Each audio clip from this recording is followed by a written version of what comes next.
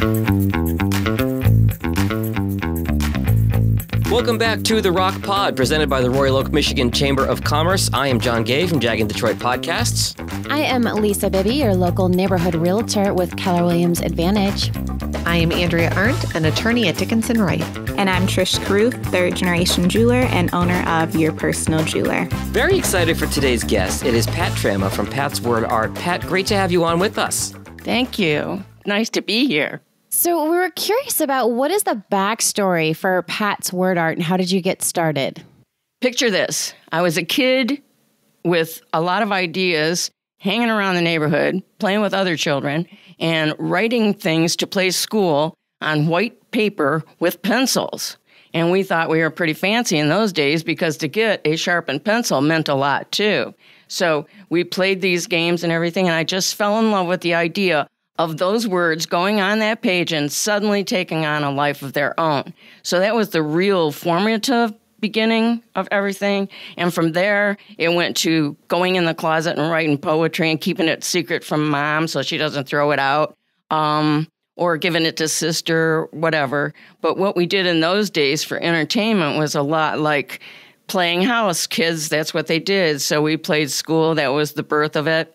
So I went through that, and then in the 6th grade, I did a poem for, the grade school, Memories of Edison. So I won that contest, and that kind of just gave me a little inspiration. And from there, then I went on to write during school days and stuff, and became like the editor of the school paper in my high school years. From there, I went over to OCC and learned what their programs were about as far as literature, and then I started seriously writing. And it's hard because you're up against some of the classic storytellers of all time. So you kind of want to find a way to make your voice stand out as something that is either adding to what the knowledge already is accumulated, or that you're asking a question that would then make other people want to speculate about that. So then from there, I moved into serious poetry writing. I handled, golly, it's been a long time now, but Pat's Poetry Party in downtown Royal Oak was the first open mic poetry series that went on in this city, and that was part of my project with the Caribou Coffee people. So I learned a whole different kind of communication from that energy, and I loved it. So I moved on from there and did a lot of work with city poems and things like that. So I've been active in the art scene, the word scene, the poetry scene, and writing scene in Royal Oak for what age is now, but it's a good 25, 30 years. Pat, can you describe your writer's genre or the categories for your work? I do think that there is room for every voice in this world, and I kind of wanted to stand out as far as my style being more of a fantasy fiction. I'm not looking to provoke any kind of similarities between, say, the real true woman and how she feels about things, or, the guy over here who's bringing in some kind of issue to discuss with cronies, whatever. But in my mind, it's like, everybody's got a voice, and we've got to find a way to make all these voices come together to mean something as they go on. So in my course of time with the arts, I know one thing, and that is that it's always changing. Our relationship right now, talking, is changed from the time that we began. So there's always that challenge. Pat, it's my understanding that the theme of your website is word art. Yes. Can you explain what that means to our audience? Okay. Well, a picture's worth 1,000 words. Is that how that goes? Well, in my estimation, let's take that 1,000 words and see if we can build a picture. So what poetry and what writing and what essays and what articles and any kind of written word thing, what it does is it puts forth different ideas on different platforms for people. So when I was thinking about how could I make my art different, by using the fact that it is an art, because you're building a picture with those words. So I was excited at the time, and I thought, this is great. I'm going to go on and find out if I can do something with this title. Well, I could do something with this title along with a million other people. So word art was already used. So the only way to signify that was with my name, Pat's Word Art. So that's what I went with. And that's what I do because it does encapsulate a lot of different approaches. If you look at my fantasy fiction, if you look at my inspirational verse, if you look at my poetry, if you look at different things that I've given as part of essay work and stuff like that, you'll see a common voice that happens through that, and yet they're all singular and different. So it's the old communication thing, art. Art is. It leads into my next question a little bit, which is, every writer is different in a way. If you could expand a little bit, how would you say your work differentiates yourself from other writers? I think I have a tendency to really, get in there and dress up the adverbs and the adjectives. I, at one time, was dancing around with the idea of using what I like to think of as flamboyant modifiers. And by that, I mean, you might think you look really bright today, where I would say, no, you look really radiant today. So my search was always for that little oomph that was coming from the different word choices and stuff like that. So there's a lot of flexibility in how you use your terminology because you want to always be able to communicate with your audience or those who are interested in hearing what you have to say or, write, whatever. You don't want to lose that by making them feel as though they're not a part of it. So find that common voice, I think, is a challenging thing, always. Would you say you do a lot of freelancing, or how would you describe that piece of it? Oh, no, I do no freelancing. And I think that's one of the reasons to differentiate that, because I did have a person contact me one time, and it was kind of funny. We would like to wallpaper our child's bedroom, and we would like to use word art to do it. So I wrote back and I said, well, please let me know how that works out, because I've never used it in that application before. So I think it just depends on what the receptacle part is on the part of the person. So, anything that makes you stand out as far as, I could say Pat's poetry, which is what I did at Pat's Poetry Party. Obviously, it's poetry.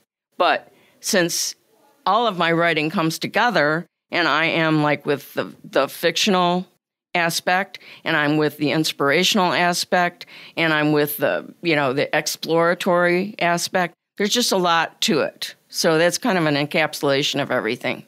Thank you so much, Pat. And I was curious, what is the biggest challenge that you have undertaken in your writer's career? Oh, okay. The biggest challenge, I think, probably is to stay on top of the linguistic changes that are rapid, happening on a daily basis, on an hourly basis.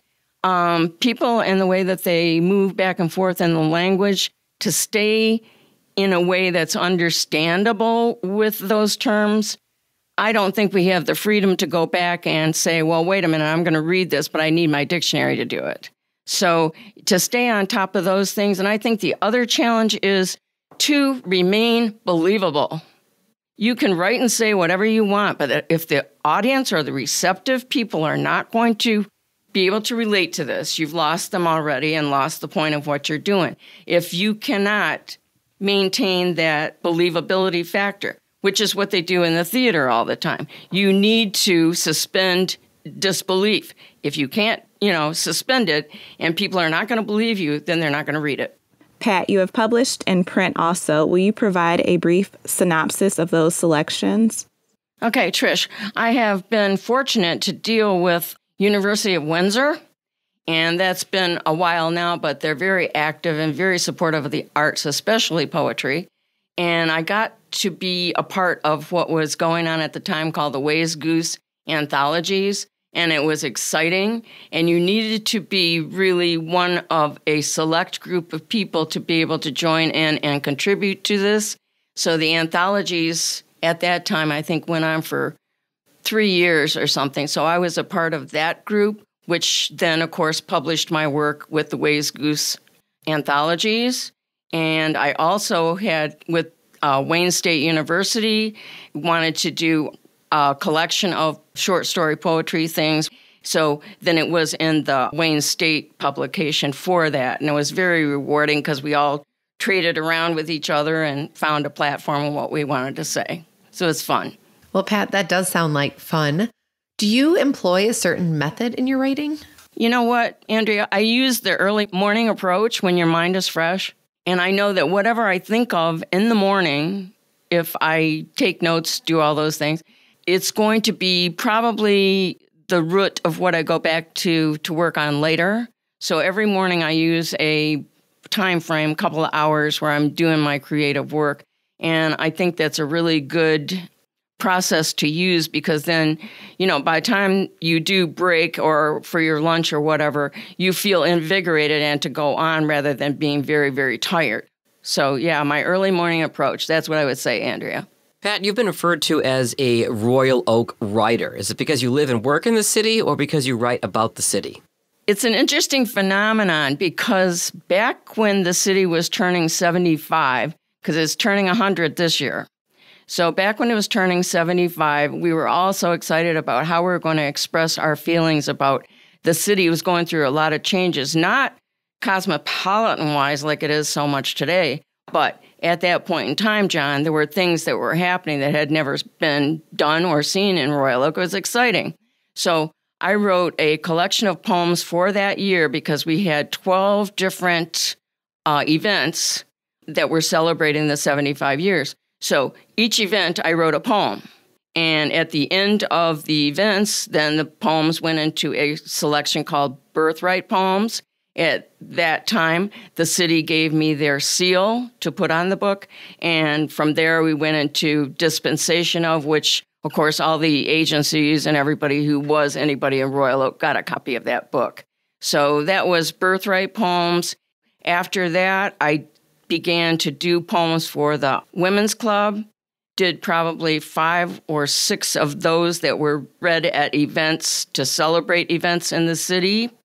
And then from there, I wrote independently for the city of Royal Oak for another program that they had put together and wanted to do some kind of something different. So I wrote a poem for that event, Rebe Future. Since then, I've written 2 for the city itself. This year is our 100 year. So that inspired me to write the poem, Royal Oak Mind Alive, which then was published in the Royal Oak Today magazine, second quarter, and got a lot of positive feedback from people on that they enjoyed thinking about the progress that Royal Oak had made within that time. So when I think about being a Royal Oak poet, I think in terms of, yes, I live and I work here, and I also have that viewpoint about it because I'm involved in the city and what goes on in the city in many different ways, volunteer-wise, etc. So, yeah, Royal Oak poet, that's me, Patt Trama. That's really great to hear about your book. As a longtime Chamber of Commerce member, have you written anything about the Royal Oak Chamber? Yes, I have. See, when I was a kid, I used to get, like I think I told you, pretty excited about the poetry. And so what I would do, Lisa, I would go back and think about, well, what did this mean to me and how did it affect what I was thinking and doing at the time, and relating that because writing can get to be very draining and very, well, I don't want to say boring, but I will say, it can be flat out, just a lot of times it's just basic. And you don't want to fall into that trap because then you forget how to embellish or to make somebody want to come and hear and say and take part in. Writing for the chamber would then be like writing for the chamber. I didn't do that. I wrote about the chamber because that's what I did. I got into something new and I wrote a poem about it. So I wrote in 2011, I think, a poem called Link Age, and that reflected on the connectivity between the chamber and the community. And then after that was Bloomin' 8, at which time I referred to the chamber as like an agency to get the great art across to the people in Royal Oak. And then the most recent was Chambering the Beautiful, because anytime that you're experiencing art in the streets or art where you can see it or art around in here, the chamber has usually got some kind of input for it. It's a very vibrant organization. So yeah, loving the chamber. There's been some input for that, for sure. Pat, are any of those poems or any of those works online anywhere? I do believe I have a certain offering on my website, patswordart.com. We'll put a link to that work in our show notes, so if anybody wants to check it out, they can right from the show notes of the podcast. Okay. Pat, what is your advice for aspiring writers? do it. You know how Nike, I think, has just do it? Because I think that we like to set ourselves apart as like our points of view are different and make an impact. That's great. Part of what I try to get across on my website is rocking impact beyond words. You've got the word, and then you've got what sensationalism or, aspect came back to clarify through that, whatever. So, rocking impact beyond words is an important aspect of thinking that, there's a whole big world of words out there that we have just barely scratched the surface. And I see that, too, because of the way that we abbreviate and things like that now with the changes that are going on. So there's such a rapid change all the time that, if you can find a voice and stay there, that's wonderful. But chances are you're going to have to change it to stay, current. All right, it is that time in the podcast where we ask you our fishbowl question of the day. Pat, we pull a totally random question for you. So, Andrea, can you pull our fishbowl question of the day, please? Absolutely. All right. Oh, this is an interesting one. Pat, if you could add a body part to your body, what would it be? Well, I think it's kind of messy if you have a third brain or a second brain sticking out of your neck. So that wouldn't be very appealing. I would choose the brain first, but no. Let's see. A helping hand is always good. So probably a third hand. I like it. That might work, Andrea. Yeah. Yeah, that's pretty good. Pat, if people want to know more about you and your background and your story, one more time, what is the website where people can find you? You can go on my website at patswordart.com. You can reach me through my email, which is pat@patswordart.com. The poetry that is listed there are in either the typewritten form or the word form, or they're in an audio form. The audio poems are interesting because they have a lively energy that goes with them, and you can kind of get an impact of what point that I was trying to make with my writing. Right now, Royal Oak Mind Alive has been on there for the season because I'm celebrating all year long for Royal Oak. Okay, so there's that, and then they can come on and say, well, hey, I want to try that fantasy fiction. So I'm going to go and I'm going to click on and buy this book, which I think is very reasonable, and, get a chance to see how people in the mountains, how did they live? What were they up against? This crew of people, what was this outlandish, outrageous crew of people trying to accomplish? And, the happy thing, I'm always happy. Whereas that experience, the +2 experience, kind of interesting and different in the human condition. And then the inspirational voices in Opinionata and the inspirational voice in Beseechments. We all know that we either accept the idea of a higher power or we don't. But in that journey, we're willing to look at all kinds of different points of view. The last one I'm going to mention is Christmas Reel. And that story started actually in 1985. I won an award in a Free Press short story contest.